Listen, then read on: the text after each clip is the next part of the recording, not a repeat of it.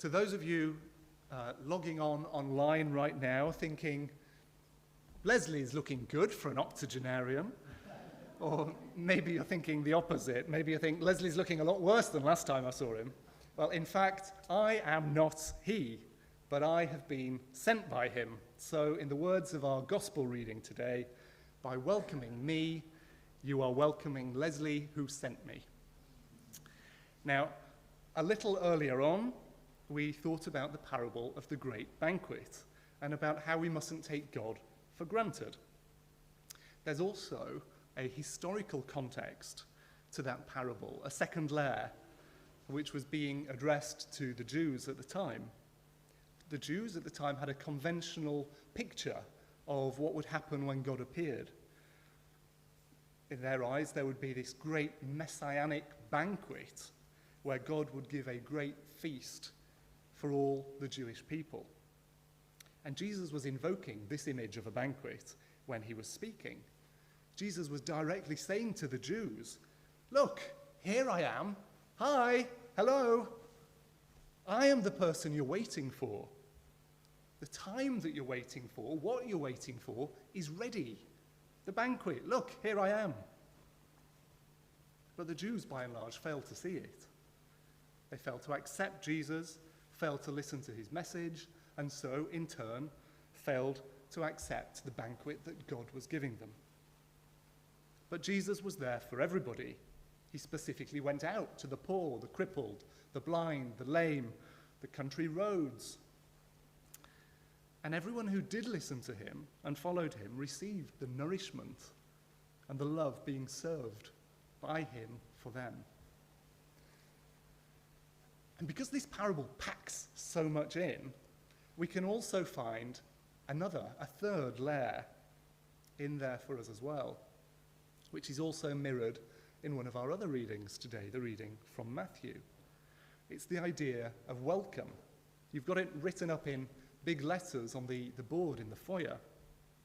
And it's really the other side of the coin to prioritizing God and showing up for God. We show up, God welcomes us.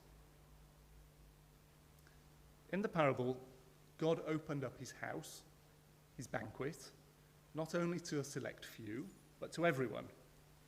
Go out, he told his servant. Bring in the poor, the crippled, the blind, the lame. Go out to the roads and the country lanes. Bring in everyone you find. All are welcome. Jesus is telling everyone that the love of God is for all. It's not restricted to the Jewish people, not restricted to people who are educated, the people that society prizes highly. It's not restricted to us sitting here in church today. God's welcoming embrace has no limits. And we heard that same theme playing out in our reading from Matthew as well. And anyone who welcomes you, Jesus said to his disciples, welcomes me. And anyone who welcomes me welcomes the one who sent me. Hospitality and welcome, particularly to strangers in town, to foreigners, was extremely important in the society in which Jesus was preaching. When a stranger arrived in town, it was the custom to provide them with food and shelter before asking any questions. Food first, hospitality first, questions later. It didn't matter who they were, where they came from, where they were going. Before asking any of that, they would first be fed and cared for. And you might have heard in the past a passage from the letter to the Hebrews, which says, keep on loving one another as brother and sister.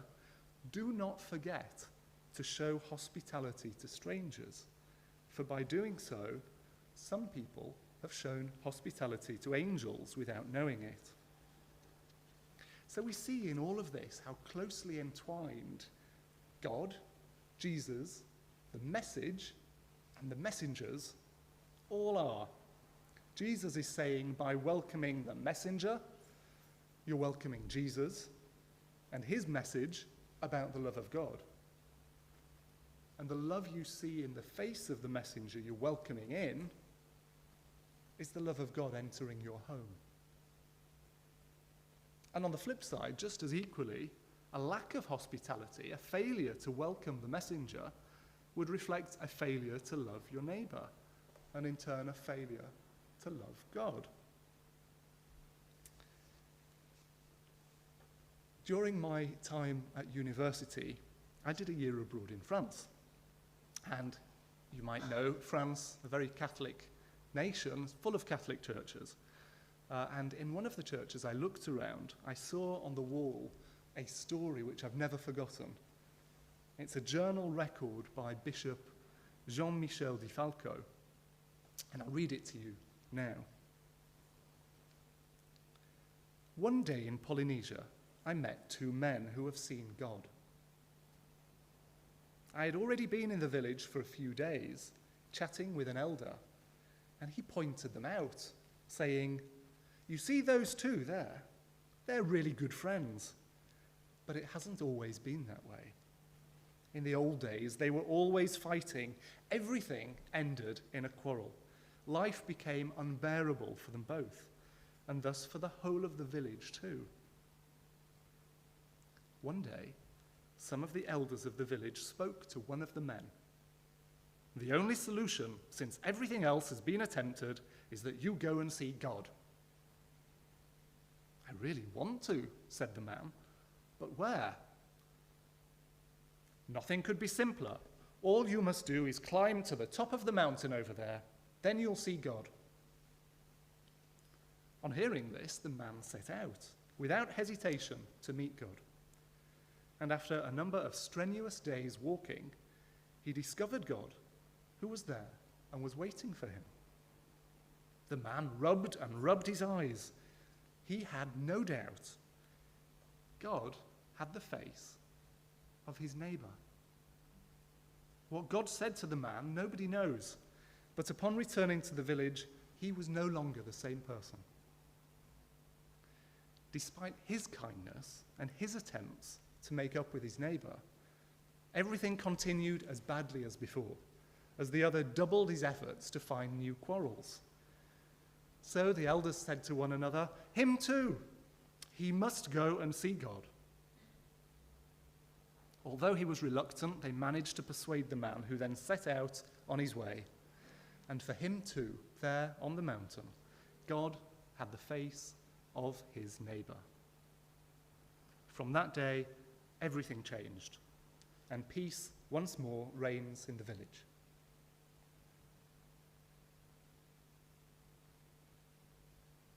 Sometimes we don't see what is right there before our eyes. We fail to see the love of God in the person sitting next to us. We miss God's warm embrace in the cup of tea that's poured for us, his welcome in the caring conversation or the concerned question. We read in Genesis that God made humans in his own image. So if the essence of God is love, God made us with that very same capacity. So there we are, in welcoming strangers, in welcoming our neighbour, we are welcoming God and his love. So when we pull together the themes packed into the reading from Luke that we heard today, we've thought about priorities, accepting God's invitation, hearing our call and showing up, placing that above all other demands on our time. What could be more important? We've also thought about God's all-embracing welcome to everyone.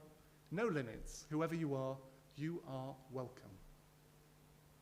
And third, we've thought about our duty, in turn, to welcome others and show them hospitality. And when we think of the two most important commandments that Jesus gave us, love God, love our neighbour, we could do a lot worse than starting that challenge with the welcome and hospitality that God showed in the parable of the great banquet, welcoming not only God into our lives, but also giving hospitality, care, kindness, and love to everyone we meet. The passage we heard today from Matthew's Gospel continues. Whoever welcomes a prophet as a prophet will receive a prophet's reward. And whoever welcomes a righteous person as a righteous person will receive a righteous person's reward. And we can add to the end of that, whoever welcomes God will receive God's reward, his banquet, his feast, his love. Amen.